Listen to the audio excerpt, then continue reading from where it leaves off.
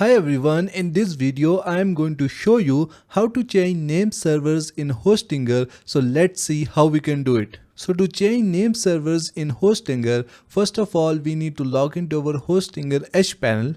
Now from the left menu we are going to click on domains and domain portfolio, and here we will see all the domains that we have purchased from Hostinger. Now to change the name servers of any domain, so click on manage from here. Now from the left menu, click on DNS/Nameservers. Click Change Name Servers. Again click on Change Name Servers. Let's say you want to connect your domain with Bluehost. So go to google.com and search for Bluehost name servers. Click on this link, our name servers.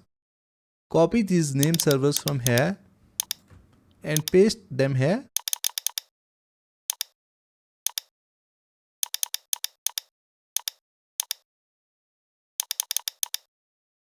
After that, just click on save, and in this way your Hostinger domain will be connected to Bluehost.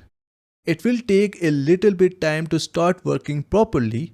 So this is how you can change name servers in Hostinger. Thank you so much for watching the video tutorial. Please like the video and subscribe to my channel.